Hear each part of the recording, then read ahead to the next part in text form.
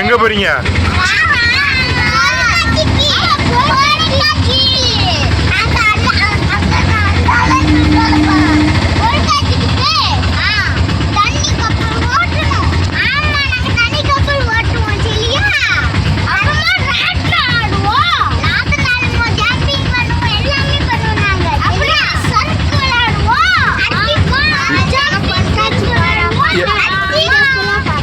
யார் கூட்டு போறவங்கள, யார் ஸ்பான்சர் பண்றவங்களுக்கு? கடைசியாக பொருட்காட்சிக்கு வந்தாச்சு. பொருட்காட்சிக்கு பேர் வந்து எதுவுமே கிடையாது, பேரே பொருட்காட்சி தான், எதுவுமே இல்லை. என்ட்ரன்ஸ் ஃபீஸ் வந்து ஸ்கூல் பசங்களுக்கு ஃப்ரீ, பெரிய ஆளுகளுக்கு மட்டும் சார்ஜ் பண்ணாங்க. பெரிய ஆளுக்கு மட்டும் ஏன் சார்ஜ்னால் அவங்க உள்ளே போய் எதுவும் விளையாட முடியாத அளவுக்கு ப்ரைஸ்லாம் இருந்துச்சு. கிட்ஸு எப்படியும் உள்ளே போய் ஏதாவது கேம் விளையாடுவாங்க. ஸோ அந்த இதில் தான் அப்படி வச்சுருக்காங்கன்னு நினைக்கிறேன். சுற்றிலாம் பார்த்தோம் நிறையா இருந்துச்சு. இது மாதிரி எல்லா ஊர்லேயுமே இது மாதிரி ஈவெண்ட்லாம் நடக்கும். எங்கள் ஊர் பக்கம் வண்டர்லா, தண்டரு, பிளாக் தண்டர் அது மாதிரிலாம் போனோம்னா ரொம்ப கிலோமீட்ரு அதெல்லாம் அஃபோர்டபுளாக இருக்காது. அப்பப்போ இது மாதிரி திருவிழா இது மாதிரி ஏதாவது ஸ்பெஷலாக வச்சா கூப்பிட்டு வருவோம். இது வந்து ஃபுல் அண்ட் ஃபுல் எங்கள் டேடி, அதாவது அவங்க தாத்தா பேர பசங்களுக்கு ஸ்பான்சர் பண்ணி கூப்பிட்டு வராங்க. இது லீவு நாளுன்றதுனால நல்ல கூட்டம் இருந்துச்சு. நம்ம போய் அங்கே இருக்க சாப்பாடு மட்டும் சாப்பிட்டோம். அதுவும் எல்லாமே ஓவர் ப்ரைஸ் தான். இருந்தாலும் பஜ்ஜி, டெல்லி அப்பளம், காலிஃப்ளவரு, முட்டை ஆம்லேட்டு, பாவு பஜ்ஜி, பானிபூரி அப்படின்ட்டு எல்லாமே இருந்தது. இல்லை என்ன சாப்பிட போகிற? நீ என்ன சாப்பிட போகிற? நீ என்ன சாப்பிட போகிற நம்பி? உனக்கு என்ன எது வேண்டாம்? செம்ம ஸ்பைசி. இது வந்து எல்லாருக்கும் பிடிக்காது. பட் நான் ஒரு பிளேட் வாங்கி அடிச்சிட்டேன். எனக்கு பிடிச்சிருந்தது, சாப்பிட்டாச்சு.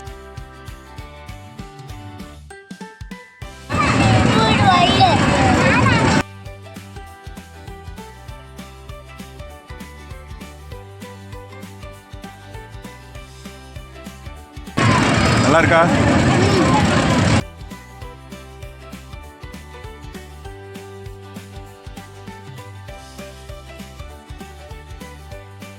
அருமி நினைச்சிட எதுவும் வேண்டாண்ண சிரிக்கா. இதுதான் எங்கள் அப்பா. இவங்க தான் இன்றைக்கி எல்லாருக்குமே ஸ்பான்சர், எங்களுக்குமே. நாங்கள் எந்த கேமிலுமே விளையாடலை, ஏன்னா இது மேலேயும் பெருசாக அவ்வளோ இன்ட்ரெஸ்ட் இல்லை. சுத்து அதெல்லாம் போயிடும், தைரியமாக போயிடும். சுத்து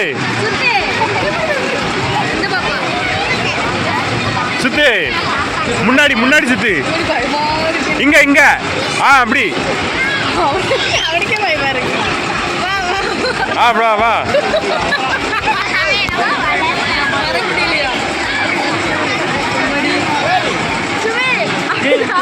அப்படின்னா வா வா வா.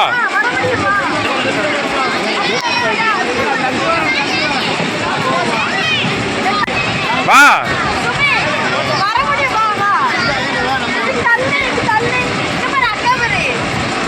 முன்னாடி.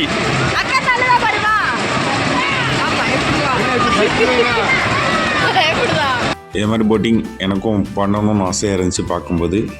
இதில் சுமித்துக்கு வந்து இது வந்து ஃபஸ்ட் டைமு, அதனால் அதை எப்படி ஹேண்டில் பண்ணணும்னு தெரில.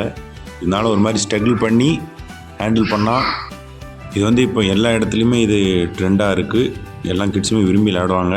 ஆனால் இதில் கொஞ்சம் கவனமாக இருக்கணும். ஒருத்தருக்கு ஒருத்தர் மேலே விழதுக்கு வாய்ப்பு இருக்குது. சும்மா எசக்கு பசக்காக விழுவாங்க. ஸோ இருந்தாலும் இது வந்து நர்மித்து ஃபஸ்ட் டைமு விளையாடும்போது செம்ம என்ஜாய் பண்ணி விளையாண்டான். எப்போ எங்கே போனாலும் நர்மித்து விரும்பி விளையாடக்கூடிய ஒரு விளையாட்டு. நம்பிராஜும் அண்ணனும் தம்பியும் சேர்ந்து ஒரு வைப்பு பண்ணிட்டாங்க இந்த வீடியோவில்.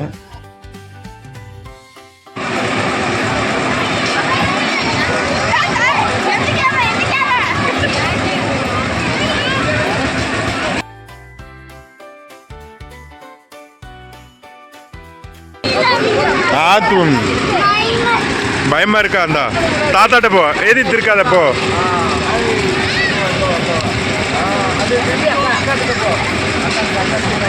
அவனுக்கு பெடல் பண்ண வரல.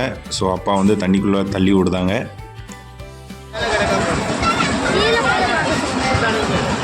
எப்படி இருக்கீங்களா? எப்படி இருக்கீங்களாடா? அவனு எங்க அண்ணனை இங்கோடி வாங்க 2 பேரும். ஏறி மேலே ஏறி ஏழை அங்கோடி ஏறல, அங்கோடி ஏறி வா, அப்படி ஏறி சுற்றி வா.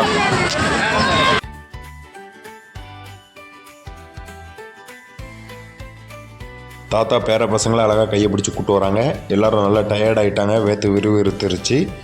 ஜெயிண்ட் வீல் இருந்துச்சு, அடுத்து கோலம்பஸ், அடுத்து அந்த கப் அண்ட் சாசரு அது மாதிரி இருக்குது. ஆனால் இது கப்பு இல்லை, அதுக்கு மேலே ஜெட்டு இருக்குது.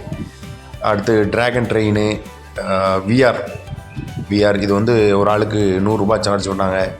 ஸோ அப்படி எல்லாத்தையும் அப்படியே சுற்றி பார்த்துட்டு தாத்தா வந்து அவங்க பேர பசங்களுக்கு எது சேஃப்டியாக இருக்குன்னு சுற்றி பார்த்து இன்னொரு ரைடு ஏற்பாடு பண்ணிட்டாங்க, பைக் ரைடு.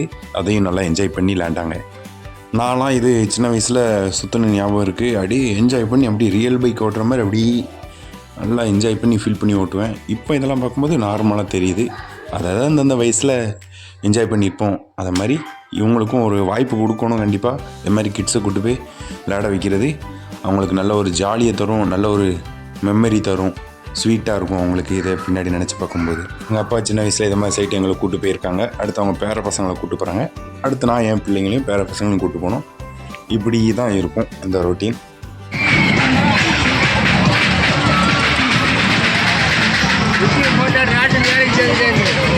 எவ்வளோமா சுத்ததுக்கு?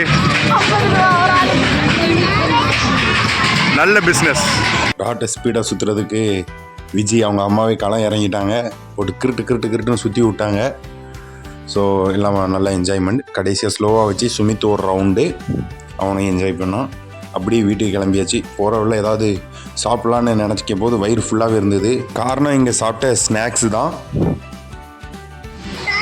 அர்மீன் இங்கே எடே